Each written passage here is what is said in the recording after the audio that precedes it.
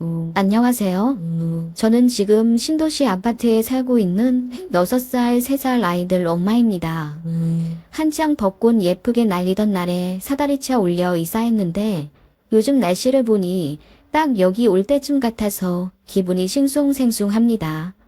기분 좋은 이삿날 추억일 텐데 왜 싱숭생숭하냐고요? 기막힌 이유가 있습니다. 그것도 저희 미혼 시누이 때문에요. 저희 남편에게는 여동생이 둘 있는데요. 막내 신우는 좀 희귀한 국가 언어를 전공하겠다고 일찌감치 본인 진로를 정해서 아예 대학교 때부터 앞가림 잘하며 살아왔습니다. 그래서 지금도 그 나라 가서 유학 겸 돈벌이도 하고 있는데 벌써부터 웬만한 대기업 대리급으로 돈을 법니다. 워낙에 성실한 편이고 성격도 좋아서 남자들한테 인기도 많은데 아무 남자나 만나지도 않고 얼마나 현명하게 연애도 잘하는지 좌우지간 막내 신우는 걱정할 것이 하나도 없습니다. 오히려 제가 애틋하게 생각할 정도죠. 막내이면서 큰오빠 결혼한다고 거의 200만 원 정도 하는 스타일러도 선물해 줬습니다. 고마운 마음에 저도 그만큼 되돌려줬죠. 그런데 둘째 신우는 결혼식 때 입을 옷이 없다. 예쁘게 화장하고 갈 수 있게 백화점에서 화장품을 살 테니 상품권 좀 줘라. 요구사항이 좀 많은 편이 아니었습니다. 정작 그렇게 저한테 화장품 살 돈 받아가더니 예식 일주일 전에 갑자기 본인도 샵에서 화장받고 싶으니 같이 예약해달라 하더군요. 그런데 그날 양가 어머님들과 저만 예약한 상태라 자리가 없다고 했더니 징징거리면서 강남에 있는 샵에서 메이크업 받고 갈 테니 비용 좀 알아서 처리해달라 하더군요. 그게 거의 70만 원이었습니다. 어이가 없더라고요. 그럴 거면 무슨 화장품 값을 달라고 한 건지. 심지어 제 SNS를 뒤지더니 제가 들고 있는 어떤 명품 가방을 캡처해 저에게 보내며 결혼식 날 이것 좀 빌려주면 안 되겠냐고 황당한 부탁을 하더군요. 남편에게 둘째 신호 이상하니 잘 경계하란 말은 들었지만 이 정도로 안하무인할 줄은 몰랐죠.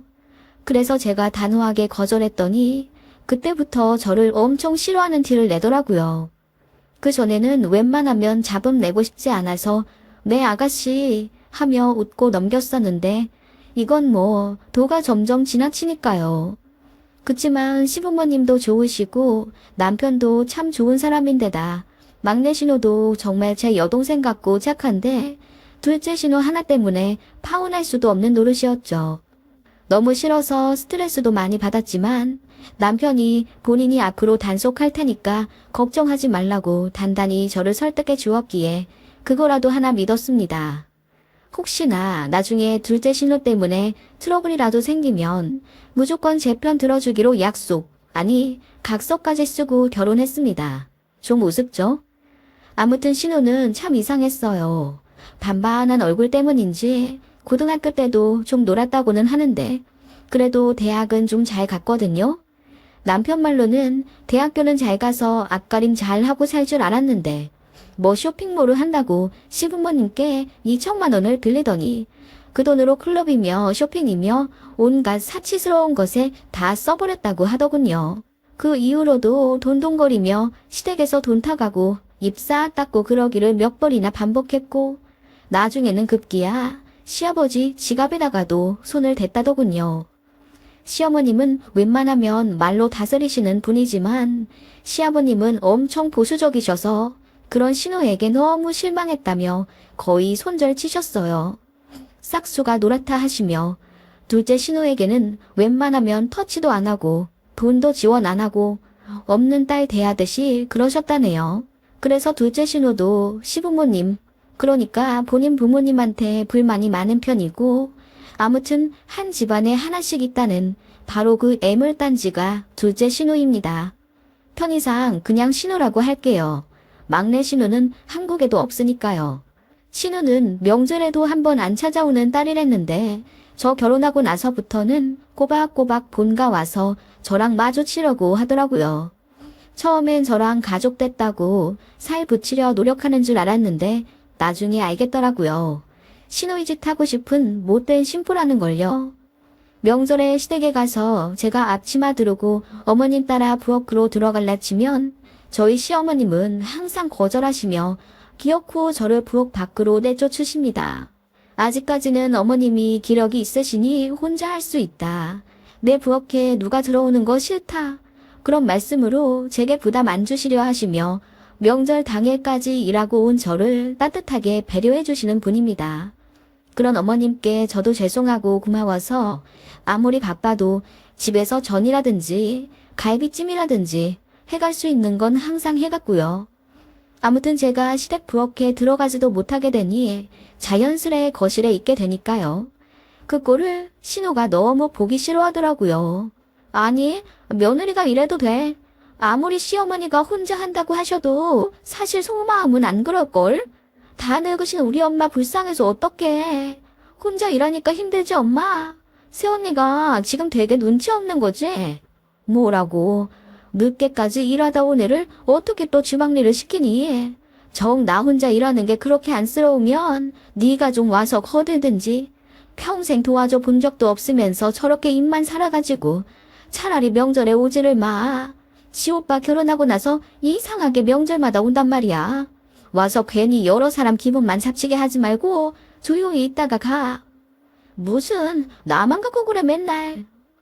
그런 식으로 신우는 늘 저를 부여먹고 싶어 안달이었고 뒤로는 알랑방구 껴가며 저랑만 단둘이 있으면 뭐 허리가 아파서 도수 치료를 받아야 하는데 돈이 없네.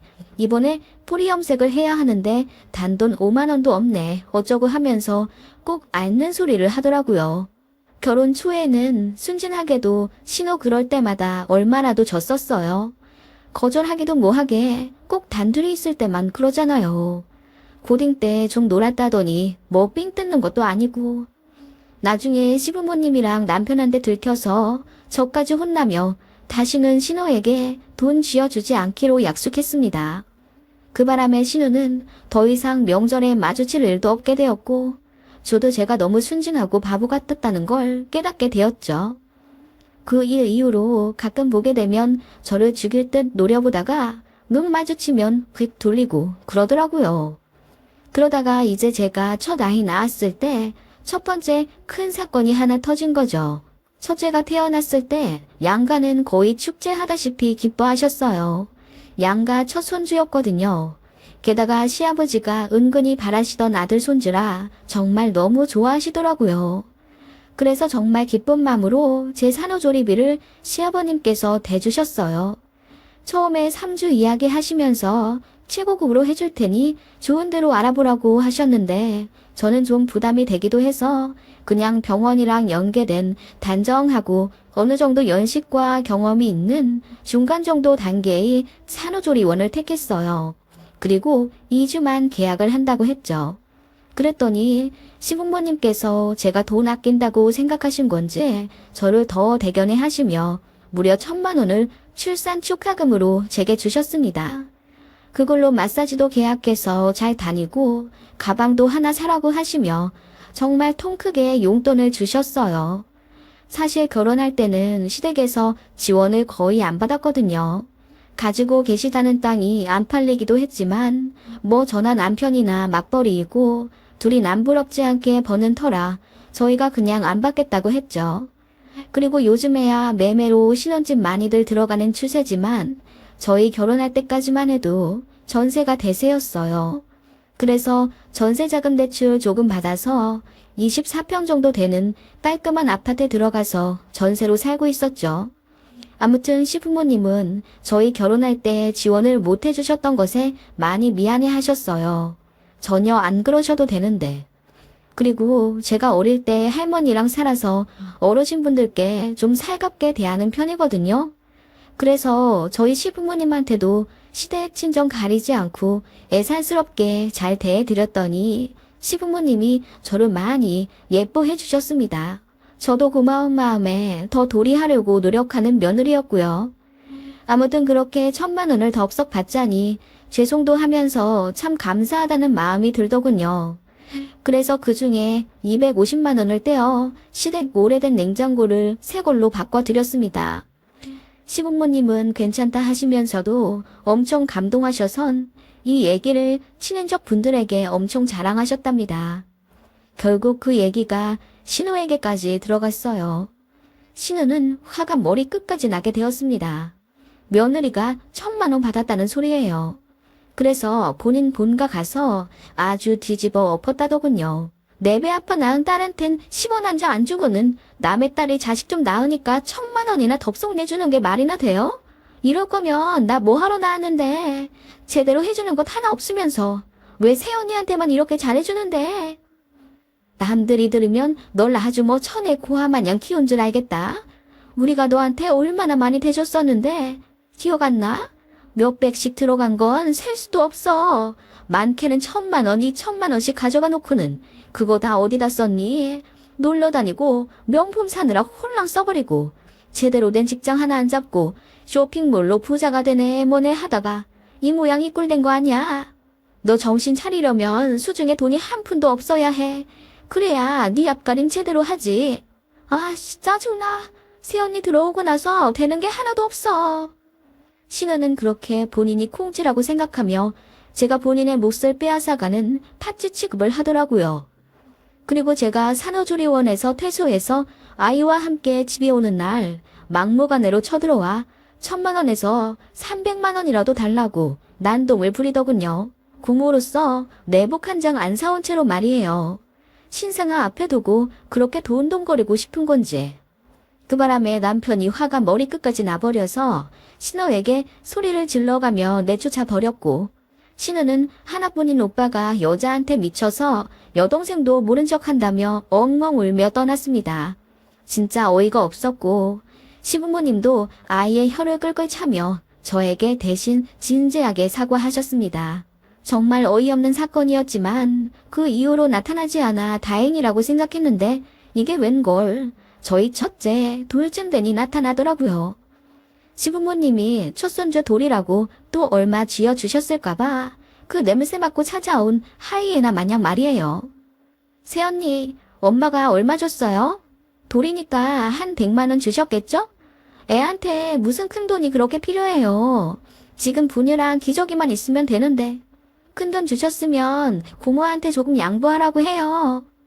아가씨, 우리 아이 곧 분유도 끊고요. 한우 먹이느라 등골이 휘청해요. 시부모님이 주신 돈으로는 뭐 3개월치 한우값도 안 되겠는데요? 이번에 오신 김에 고모로서 용돈 좀 주고 가세요. 어떻게 된 게 내복 한 장 안 사주세요?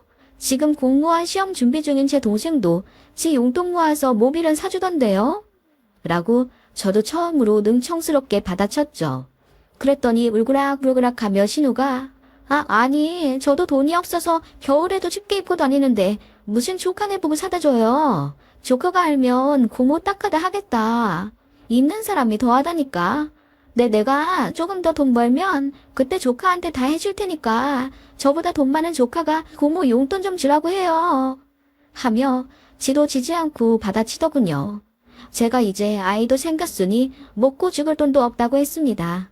절대로 돈 안 내줄 기세로 버티니까 눈으로 욕하며 현관문 쾅 닫고 나가더군요. 정말 돈밖에 모르는 철면피 신우였습니다. 그런 사람 처음 봤어요. 아무튼 그렇게 몇 년 연락 안 하고 살았고 신우는 어디 지방 내려가서 옷가게를 하고 산다고 하더군요. 자세히는 모르겠지만 나름 잘 먹고 잘 산다고 들었기에 다행이라고 생각했고 이제 제발 철 좀 들길 간절히 바랐습니다. 그래도 가족은 가족이니까 잘 안 되길 바라겠습니까? 무소식이 희소식이라고 생각하며 저희도 잘 살아가고 있었죠. 어느새 뱃속에 둘째 아이도 생겼을 때쯤 청약에 당첨되었습니다.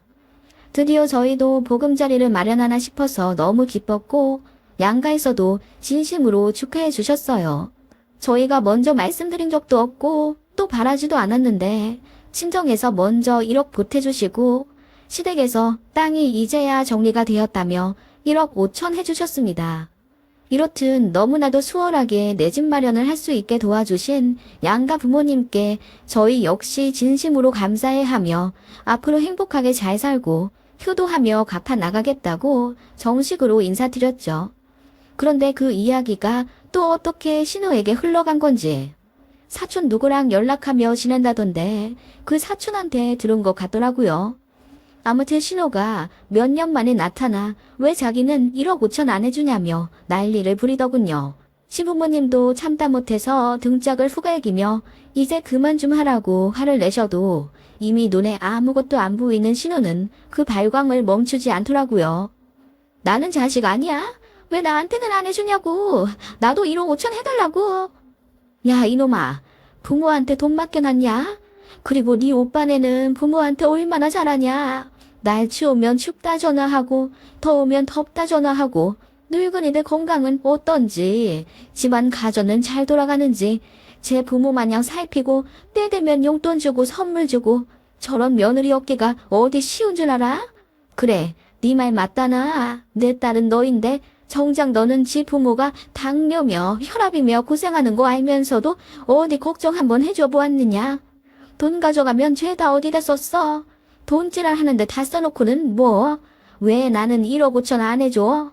네 눈엔 부모도 형제도 죄다 돈으로 보이지? 엄마 아빠는 맨날 나만 갖고 그러더라. 아무리 그래도 10손가락 깨물어 안 아픈 손가락 없댔어. 나도 엄마 아빠 소중한 자식이야. 똑같이 대우해 달라고. 이게 어디서 말만 폰지르르. 그렇게 신우는 시부모님께서 저희에게 집값으로 대주신 1억 5천을 너무나도 배 아파하더라고요. 맘 같아선 그 돈 안 받는다고 신우 앞에서 큰 소리 치고 싶었는데 아이도 이제 둘이고 이제야 겨우 마이너스 상태에서 벗어났는데 또 대출받고 살아가기도 어쩐지 부담이 돼서 그냥 입 꾹 다물고 남편 등 뒤에 숨었습니다. 그랬더니 신우가 또 이번엔 저를 잡고 늘어지면서 제가 시댁 잘 만나서 호강하고 산다 어쩐다 심술궂은 망언을 내뱉더군요. 그렇게 한바탕 난리를 쳐놓고 가니 배가 너무 아파졌어요. 드라마처럼 배를 부여잡고 주저앉게 되었고 그렇게 병원에 가니 스트레스로 인한 절반 유산이라며 4주간 안정을 취하라는 소견을 받게 되었습니다. 그 일로 시부모님은 사돈댁에 별 낯이 없다며 저에게 더 미안해 하셨고 신우는 아예 저희 근처에 얼씬도 못하도록 시부모님이 단단히 혼내셨다고는 하더라고요. 그래도 다행히 둘째 아이는 잘 태어났고요. 저도 복직하고 뭐하고 바쁘게 살다 보니 어느새 저희 들어갈 아파트도 다 지어져서 입주하는 날이 다가오더라고요. 너무나도 설레는 마음으로 이삿날만을 손꼽아 기다렸습니다. 그리고 이삿날 당일 새벽부터 일어나 아이들을 친정에 맡기고 저와 남편은 웃음 가득한 얼굴로 이사를 진행했죠. 새 아파트에 사다리 차를 이끌고 들어가는 그 순간에 얼마나 행복하던지. 그렇게 정신없이 이사를 하고 있는데 밑에서 무슨 큰 소리가 나더라고요. 무슨 일이 있나 하고 내려다보는데 이삿짐 센터 인부들이 난색을 표하며 뒤로 물러나 있고 어떤 여자가 막무가내 소리를 지르며 박스들을 들이밀더라고요. 이게 무슨 일인가 하고 자세히 보니 그 여자는 세상에 저희 신우였습니다. 마침 남편은 주민센터에 일 보고 이삿짐 센터 직원들 커피를 사온다고 나간 상태였고 저만 그 광경을 보게 된 것이죠. 제가 소리를 지르며 지금 뭐 하는 거냐고 했더니 신우가 고개를 들어 저를 확인하곤 씩 웃더군요. 기겁을 하며 제가 엘리베이터를 타고 내려갔습니다. 그렇게 마주한 신우는 저에게 반갑다면서 악수를 하려고 하더군요. 가볍게 뿌리치고 제가 물었죠. 지금 이게 뭐 하는 짓이에요? 언니는 예전이나 지금이나 여전히 예의가 없네요. 아무리 그래도 오랜만에 보는 신우인데 인사 정도는 해야 하지 않아요? 본론부터 말해요. 여기 왜 오셨냐고요? 이 짐들은 뭐고요? 뭐긴 뭐예요. 제 짐이죠. 여기 이 집, 제 지분도 들어가 있잖아요. 그러니까 나도 여기 살 권리 있거든요. 언니 모르셨어요? 우리 엄마 아빠가 이 집에 1억 5천 줬잖아요. 그 중에 5천 정도는 제 몫인데 어떻게 그걸 홀라당 다 먹을 생각을 하고 계세요? 뭐라고요? 5천 정도가 아가씨 몫이라고요? 그래서 지금 뭐 하자는 건데요? 들어와 살기라도 하겠다는 거예요? 네. 안 그래도 지금 사는 집 전세 다 끝나가거든요. 나도 어차피 이사해야 하고 우리 둘째 조카도 태어나는데 제가 여기 살면서 좀 키워드릴게요. 언니도 어차피 바로 복직하잖아요. 네. 진짜 듣자 하니 어이가 없어서 누가 여기 아가씨를 살게 한대요. 됐고, 머리 아프니까 아가씨 짐 빨리 가지고 단지 떠나요. 이삿날인데 이웃들 보기 창피하니까요. 제 말에 신호가 놀란 듯 쳐다보며 피식 웃더군요. 언니 많이 컸네요. 예전엔 제가 돈 달라고 하면 아무 말 못하고 주더니. 아무튼 나야말로 됐고요. 방 한 칸 정도는 나도 쓸 권리 있으니까 언니도 억울하면 우리 엄마 아빠가 준 돈 중에 5천만 원 내놔요. 아저씨들 이 짐까지 좀 올려주세요. 추가금 나오는 건 이분한테 받으시고요. 하더니 눈총스럽게 저희 이삿짐센터 직원들을 지가 막 부리더라고요. 옆에서 지켜보던 직원분들도 혀를 끌끌 차며 뭐 이런 아가씨가 다 있냐며 욕하시더군요. 제가 상황 설명했죠. 이 짐들은 절대 올리면 안 된다고. 그랬더니 신호가 이럴 줄 다 예상했다는 듯 품에서 5만 원짜리를 꺼내며 직원들에게 건네주더라고요. 무슨 일이 있어도 이 짐까지 올려주셔야 한다고. 진짜 황당해서 헛웃음이 나올 지경이었습니다. 신우는 본인 짐을 무조건 사다리차에 실어 올릴 거라고 단단히 각오를 한 상태였는지 좀처럼 물러날 기세가 아니었습니다. 저는 저희 짐만 올려달라고 요구하고 있고 신우도 강경하게 소리치며 기싸움을 하더라고요. 내가 이 집 들어가는 거 싫으면 5천만 원 달라고. 내 말 못 들었어요, 언니? 그렇게 쉬운 방법이 있는데 왜 이러고 버티고 있어? 나도 이러고 싶진 않아. 그런데 우리 엄마 아빠가 나한테만 돈을 안 주는 걸 어떡하냐고. 아가씨, 진짜 내가 경찰 부르는 걸 보고 싶어요. 경찰이요? 불러요. 마음대로 하세요. 나는 무조건 오늘 이 집에 이사 와야겠으니까. 하며 사다리차에 급기야 본인 짐을 본인이 올리기 시작했습니다. 저는 몸싸움하며 그 집 내리려고 낑낑거리고 있었고요. 저희 아우성의 직원분들도 난감해하시며 뒤로 물러나던 차에 남편이 뒤늦게 와서 기겁하더군요. 신호에게 소리 지르며 당장 꺼지라고 하는데 신호도 악에 받쳐서는 5천만 원 안 주면 절대 안 나간다고 소리를 지르더군요. 급기야는 이런 망언을 하는 거예요. 여자 잘못 들어오면 집안에 분란이 난다던데 지금 딱 그 꼴이야. 새언니 들어오고 나서 되는 일이 없어. 새언니가 아무래도 원흉인가 봐. 천사 같은 얼굴로 시부모 삶아먹으면서 돈 빼가더니 봐봐. 이제는 본색 나와서는 나한테 나가라. 경찰 부른다 어쩐다 하잖아. 새언니 마음 좀 곱게 먹어. 그때였습니다. 평생을 순하게만 살아왔던 저였는데 뚜껑이 열린다는 게 뭔지 알게 된 순간이었어요. 저도 모르게 신우의 머리채를 잡아 끌며 내팽개 쳐버렸습니다. 신우는 외마디 비명을 지르며 나뒹굴었고 저는 사다리차에서 신우짐을 던지다시피 내리며 소리쳤어요. 너 당장 안 꺼지면 나 정말 경찰 부른다. 좋은 말로 할 때 여기까지만 해라. 미쳐도 곱게 미쳐야지. 이게 똥인지 된장인지도 모르고 덤벼. 뭐라고? 인연이 미쳤나? 오빠, 새언니 좀 봐. 내가 이럴 줄 알았어. 나도 때리잖아. 오빠, 나 너무 아파. 머리카락 다 뽑힌 것 같아. 그래, 나 원래 이런 년이야. 네가 잘못 봐도 한참 잘못 본 거야. 내가 이런 년인 줄 알면서 왜 덤볐어? 다 알았다면서, 제가 주먹을 들이밀며 신호를 한 대 팔 듯 으르렁거리자 신호가 놀라 까무러치며 뒷걸음질 치더군요. 언니, 왜 그래요? 무섭게. 아니, 전 그러면 5천만 원을 주면 되잖아. 5천만 원 같은 소리 하고 있네. 너한테는 5천 원도 아까워. 주는 족족 술 사 먹고 옷 사 입고 가방 사 쓰는 너한테 뭐하러 내가 돈을 주니? 그 돈으로 우리 애들 소고기라도 한 번 더 사 먹이지. 내가 너한테 왜 5천만 원을 줘야 하는데? 너 같으면 줄 거야. 언니. 너 같으면 주겠냐고. 단돈 10,000원도 아까워서 지 조카들한테 내복 한 점 안 사준 주제. 그리고 뭐 내가 시부모 삶아먹으면서 돈 빼간다고? 그래, 나 그런 년이야. 몰랐니? 내가 아버님 어머님 살살 꼬드겨서 시댁 아파트며 땅이며 죄다 긁어 모아서 전부 내가 빼먹을 거야. 맞아. 사람 잘 봤네. 나 그런 무지막지한 년이거든. 오빠, 새언니 좀 봐. 대놓고 우리 집안 등골까지 빼먹겠대잖아. 남편도 당황해하면서 어찌할 바를 모르더군요. 그쪽으로는 쳐다도 안 보고 신우한테 계속 말했습니다.